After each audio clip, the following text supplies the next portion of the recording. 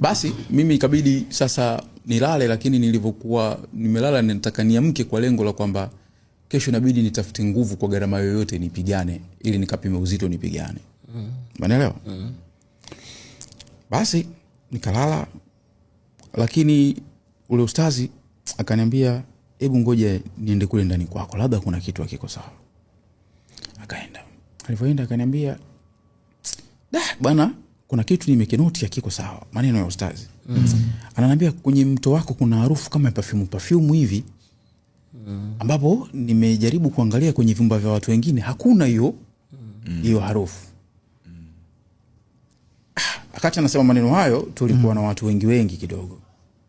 Kuna mtu akawa haamini, akasema hebu twende na mimi nikahakiki huyo kocha wangu wa Mbeya. Lakini wakati huo nilivyokuwa namwambia mimi najisikia vibaya, alikuwa ananiambia au labda unahofia game. Nikamwambia hapana, nisingekuwa nimelipa visa nije hapa. Kwa nini nilikuwa najua kuja kukutana na mtu ambaye simjui? Umeelewa?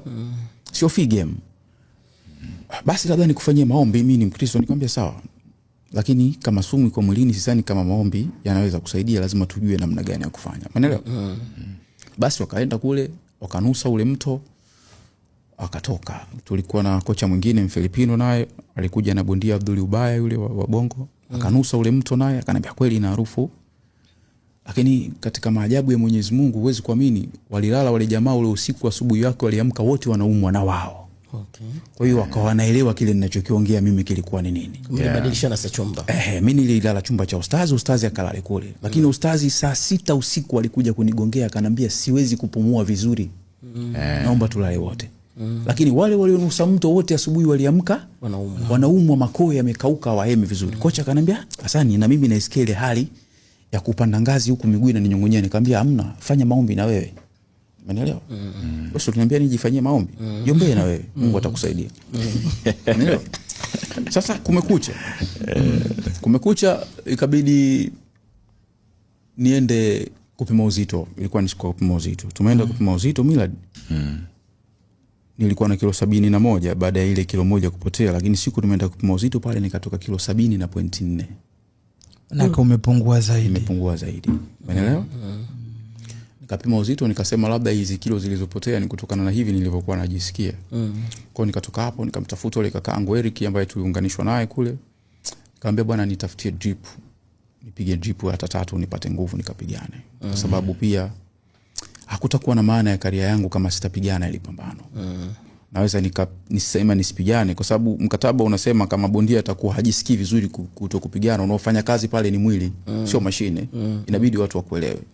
Lakini kuna watu wananongwa sana Tanzania, wangeweza hata kuandika email ndo alivyo huyu, kashamfanyia promoter huyu na mapromota wale wakatoa ushahidi wao, ikaja chama kikanifungia nisipate nafasi ya kupigana tena nje ya nchi. Vipi kama ningeshinda? Umeelewa?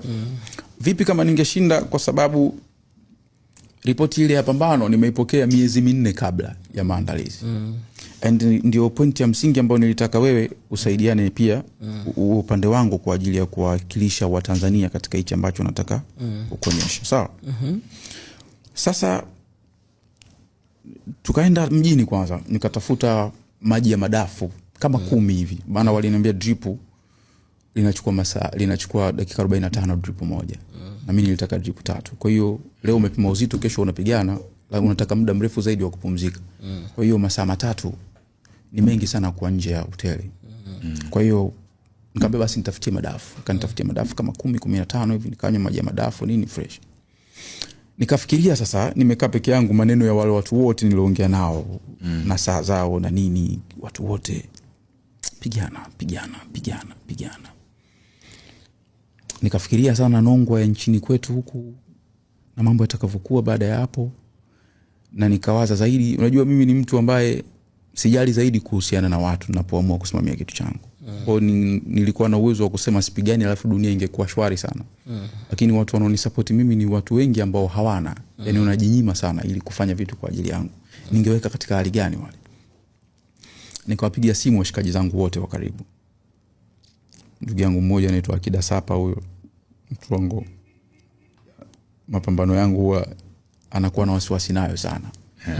Tukaongea, akaniambia usipigane. Usipigane kwa sababu unajua hela hainunui heshima. Kweli. Kuna watu wana hela sana. Kuna mapromota hapa Bongo wana hela nyingi. Lakini hawaheshimiki. Kuna watu wana hela nyingi, kuna matajiri wana hela nyingi lakini hawaheshimiki. Yeah, sure. Lakini kuna watu hawana hela lakini wanaheshimika. Kwa mimi nilikuwa nimesimamia kwamba heshima ni bora zaidi kuliko hela. Hela zinatafutwa lakini heshima inunuliki. Kwa hiyo sitapigana. Lakini baadaye niliwapigia simu baada ya kunywa wale madafu, nikajiona na energy kidogo, nikamwambia jamani, mimi naombeni kila mtu ambaye nilimwambia sitapigana aridhie naenda kupigana na akubaliane na matokeo yatakayotokea. Kwa sababu